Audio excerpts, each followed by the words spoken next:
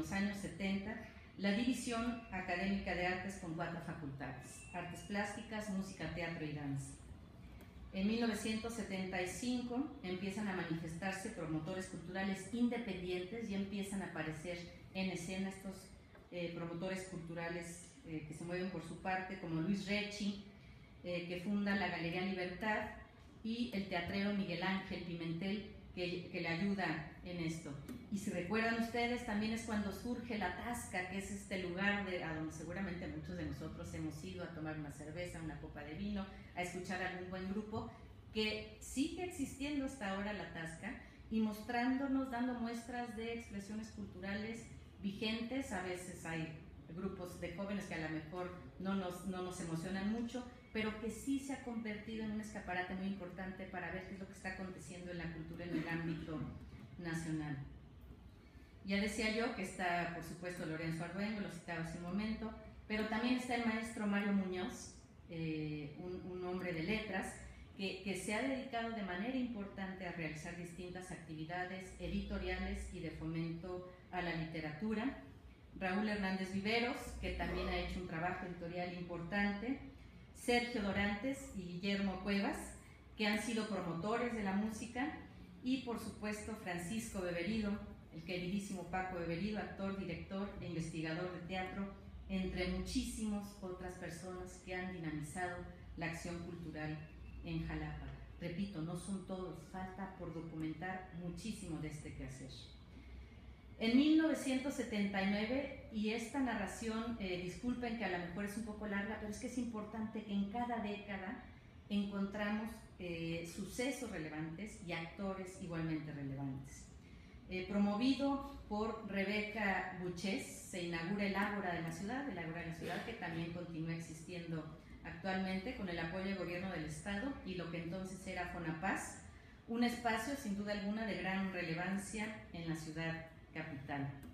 De esta fecha, 1979, hasta la fecha, el Ágora continúa trabajando, aunque tuvo un periodo en que los presupuestos disminuyeron de manera considerable para su quehacer.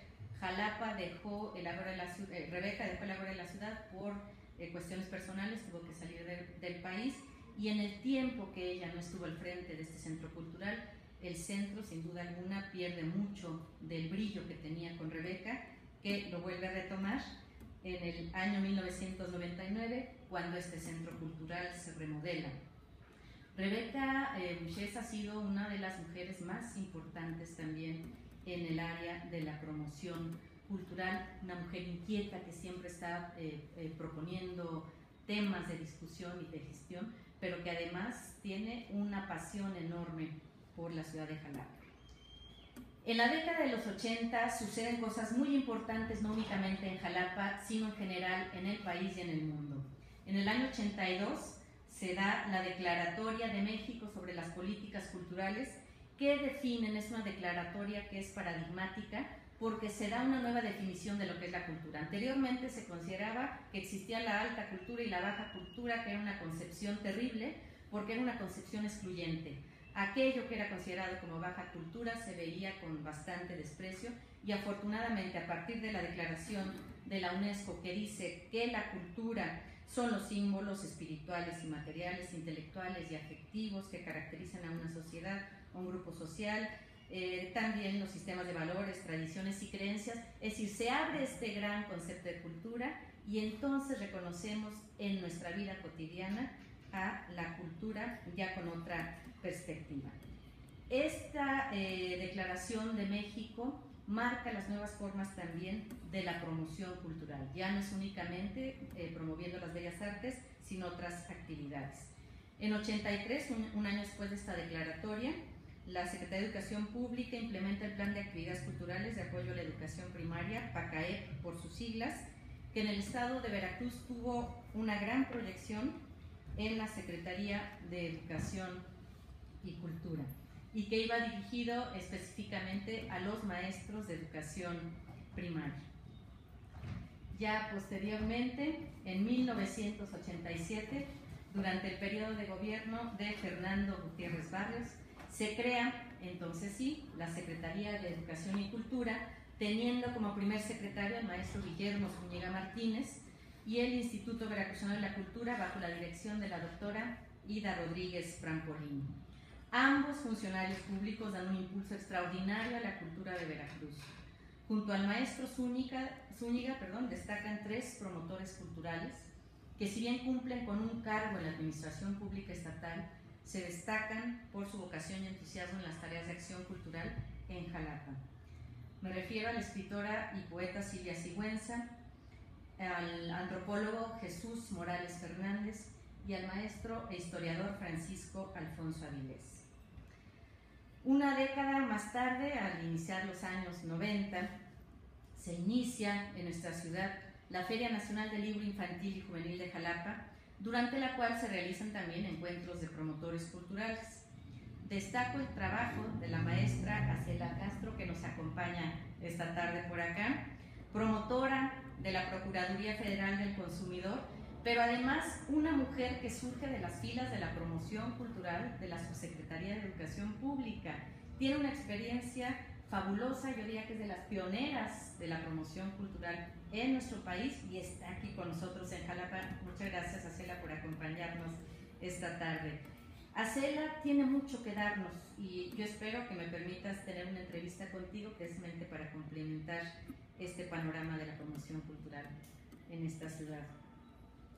En los años 90 también es importante, hay un interés por preservar el patrimonio histórico y cultural de Jalapa, y es de nueva cuenta Rebeca Buchesa, que nos referíamos hace un rato, quien funda junto con otros ciudadanos y ciudadanas interesadas en la preservación del patrimonio el Patronato Pro Reactivación del Centro Histórico de Jalapa, una asociación civil de la que resultan varios proyectos de rescate de espacios y monumentos ubicados en el corazón de la ciudad, y que precisamente el arquitecto también Torres Cházar, que nos acompaña esta tarde, formó parte, desarrolló algunos proyectos en este patronato. En esta década, 1990, hay ya más gestores independientes o promotores, entre los que destacan nombres como Josué Morales Caballero, Alejandro Camacho, los escritores José Homero e Irving Ramírez, quienes además de dedicarse a su trabajo literario impulsan otras actividades. Es un recorrido lleno de nombres, lo sé, pero que es importante porque me parece que casi siempre cuando hablamos de promoción cultural, hablamos de la promoción cultural genéricamente, ¿no? La actividad que se está haciendo, y olvidamos que detrás del florecimiento de esta actividad en Jalapa hay rostros, hay nombres y sobre todo hay inteligencia y corazón de las personas que por muchos años se han dedicado a que Jalapa, a pesar de las adversidades, no pierda su fortaleza y su fama en el país de ser una ciudad cultural. El nuevo milenio, este siglo XXI, nos encuentra en esta ciudad de cultura y arte.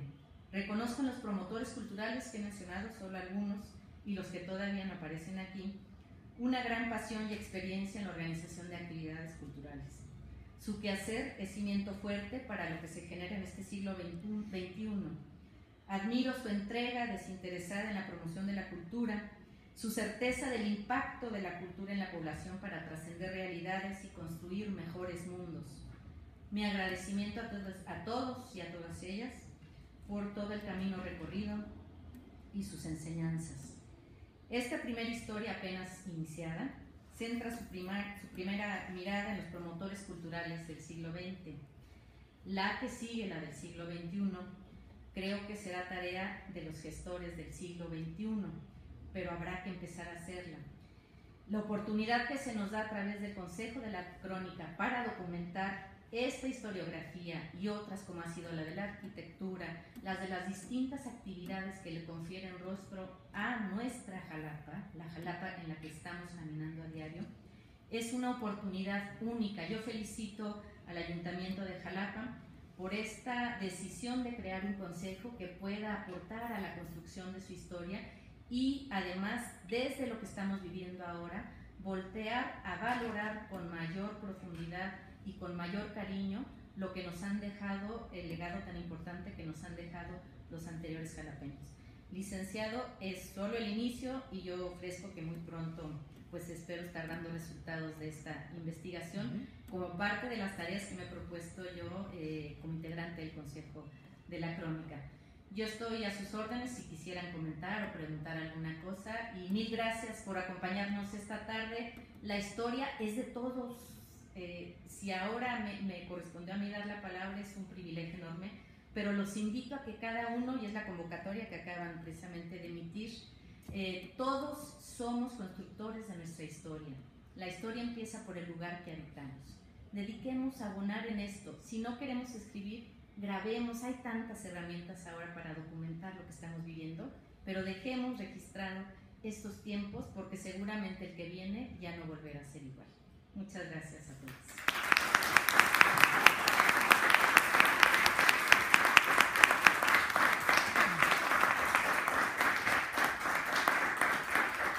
Muchísimas gracias, Lulú. Ha sido extraordinaria esta tarde, ¿no?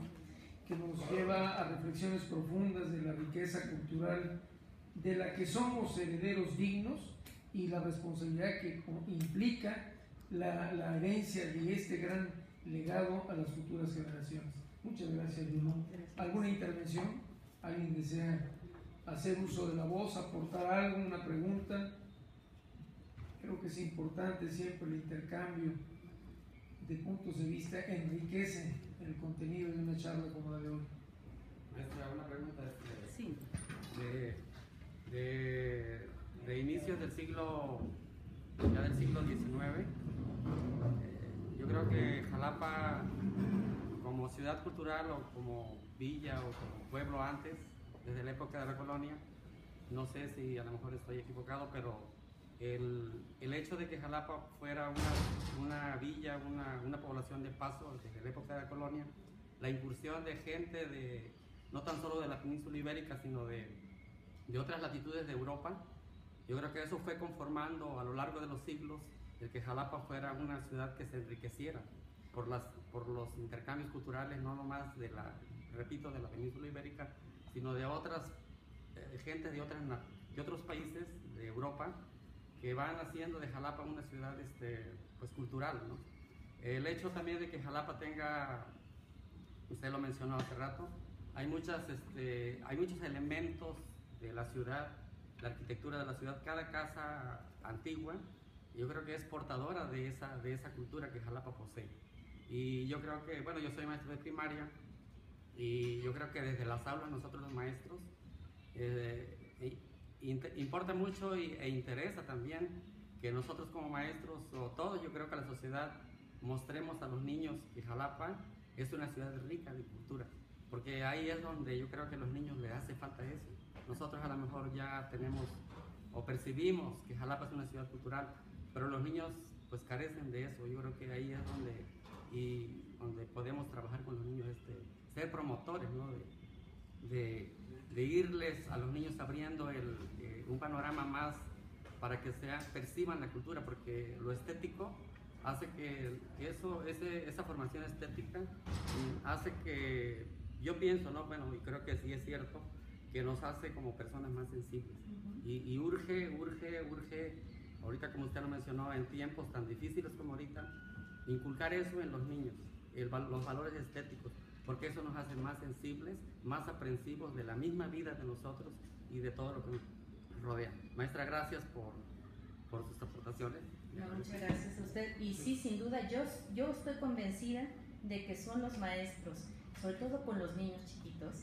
Los niños son los mejores portadores de ideas con los papás, son los que reclaman, no fumes porque es malo fumar, no tires la basura porque ensucia, son los primeros que nos reclaman. Y el maestro en ese aspecto tiene una labor fundamental precisamente